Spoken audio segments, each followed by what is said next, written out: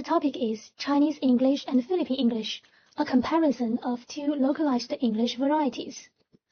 Our group members are Xinran and Jiayi. This is our contents. This slide shows the introduction, and the presentation compares Chinese English and Philippine English as two localized varieties of English in Asia. And the two varieties are selected because they show how English develops differently across different historical and social contexts. Philippine English is widely discussed as a nativized post-colonial variety, and Chinese English is often described as an emergent or indigenized variety shaped by Chinese linguistic and cultural forms. And this slide shows channels of English spread. Galloway and Rose explain that English spread globally through different historical forces, including colonial expansion and later globalization. And the difference in spread channels helps explain why Philippine English is more historically institutionalized, while Chinese English is still emerging and negotiating its legitimacy. This slide shows the historical developments of Chinese English. Chinese English did not develop through colonial settlement. Instead, it emerged mainly through English education, globalization, international communication, and so on. And the researchers on Chinese English has gradually shifted from viewing English in China as simply a form of second language learning to examine Chinese English as a developing English variety used by Chinese speakers in its own right. And therefore, Chinese English can be understood as an emergent or indigenized English variety shaped by globalization, English education, and so on. This slide shows historical developments of Philippine English. Philippine English developed mainly through American colonial rule in the early 20th century and later became institutionalized in education, government, media, and public communication. And unlike Chinese English, Philippine English emerged within a colonial and post-colonial context where English became widely used in both formal and everyday communication. And therefore, Philippine English can be understood as a nativist and localized English variety, shaped by colonial history, local languages, and so on. This is the similarities and differences of the history. First is localization of English. The similarities of it is both varieties show that English is reshaped by local historical, social, and so on. And about historical context, the differences of them is Chinese English did not develop through colonial settlement, but Philippine English developed in a colonial and post-colonial context. From World English's perspective, the similarity is both varieties challenges the idea that British English or American English should be the only legitimate model. And about institutionalization, the similarity is both are linked to the wider development of English, while the differences of the two is Philippine English has stronger historical and institutional roots. However, Chinese English is still developing. This slide shows linguistic features of Chinese English. The first one is phonological features. The second one is prosodic features. The third one is lexical features. The fourth one is syntactic features.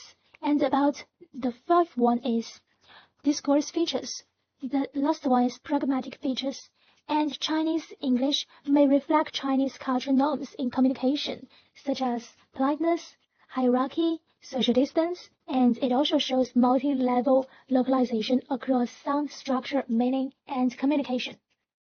Now I will continue with the linguistic features of Philippine English. First, Philippine English contains many localized expressions influenced by their language, culture, and daily communication practice. Second, Philippine English includes localized vocabulary and Philippinisms used in everyday communication. Third, Philippine English also shows syntactic variations. In addition, linguistic choices in Philippine English reflect social culture identity and local culture and local communication styles. Finally, Many younger Filipinos and Filipino Americans show positive attitudes towards localized Philippine English expressions. Overall, Philippine English demonstrates localized development across vocabulary, syntactic, identity, communication, and speaker acceptance. This slide compares the linguistic features of Chinese English and Philippine English.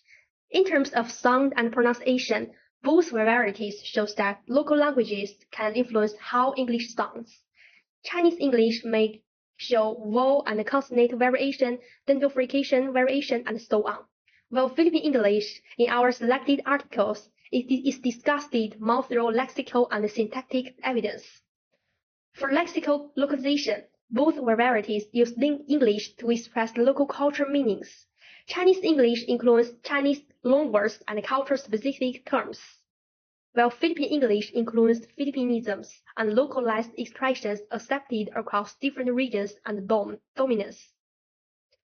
For syntactic localization, both varieties show that localization can occur beyond vocabulary.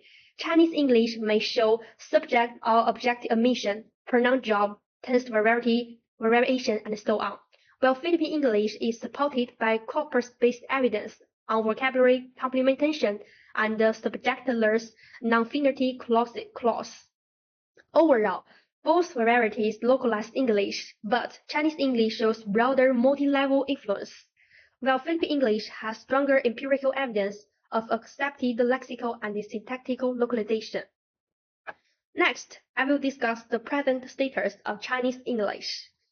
For current functions, Chinese English is mainly connected with English education, international communication, employment, global trade, and online communication. In China, English is still often learned as a foreign language, but it is increasingly used for intercultural communication and global participants. For recognition as a variety, Chinese English is increasingly discussed as an emerging or indigenized variety shaped by Chinese linguistic and cultural norms. However, its codification and social recognition are still developing. For attitude and identity, Pan found that Chinese university students gradually showed positive attitudes towards Chinese English and recognized its connection with Chinese cultural identity. However, students also show self-contradictory attitudes. Many still regarded native English as the standard and didn't want to be clearly identified as Chinese when using English. So, the key tension is that Chinese English is gaining recognition, but it's still strongly affected by native speaker ideology and the stigma of Chinglish. For Philippine English, its current functions are wider in social lives. Philippine English is widely used in education, media, business, and everyday communication. Retaining note that many localized Philippine English expressions are commonly accepted across different communication domains and regions. In terms of recognition as a variety, Philippine English is widely recognized as a legitimate localized English variety within the World English Framework. Research increasingly focuses on its localized linguistic forms and social cultural identity. For attitude and identity, Reteno found that younger Filipinos generally show positive attitudes towards localized Philippine English expressions. Destino found positive attitudes toward the interliability and the acceptability of Philippine English among Philippine Americans. The key tension is that although Philippine English is increasingly accepted, standard English ideology still influences some speaker and communication contents. This slide compares the present status of the two varieties. For current functions, both varieties are connected with education, international communication, and social mobility.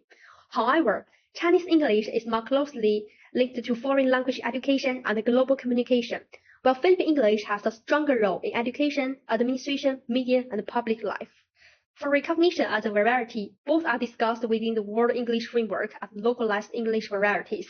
Chinese English is still emerging and developing codification, while Philippine English is more widely recognized as a legitimated nativized post-colonial variety. For speaker attitudes, both receive positive attitudes from some speaker groups. Chinese English shows positive but self-contradictory attitudes among Chinese university students, while Philippine English shows stronger acceptance among younger Filipinos and positive attitudes among Filipino Americans. For native speaker norms, both are still influenced by standard language ideology. However, Chinese language is more stronger affected by native speaker ideology and Chinglish stigma, while Philippine English shows stronger movement towards local norm acceptance. So, the main difference is not simply whether speakers accept the local English forms, but about how stable and confident that acceptance is. To conclude, both Chinese English and Philippine English are localized English variety discussion within the World English framework. They reflect local culture, identity, and communication practice. Chinese English research focuses more on broader linguistic localization, while Philippine English study emphasizes localized expression, syntactic variety, and speaker acceptance. Philippine English currently shows stronger acceptance among young speakers and Filipino Americans. It suggests clear localized usage and social cultural identity. Overall, both varieties show how English continues to develop differently in different cultural and social contexts. There are the references used in our presentation, including the 3 articles on Chinese English and 3 articles on Philippine English. This is our presentation. Thank you for listening.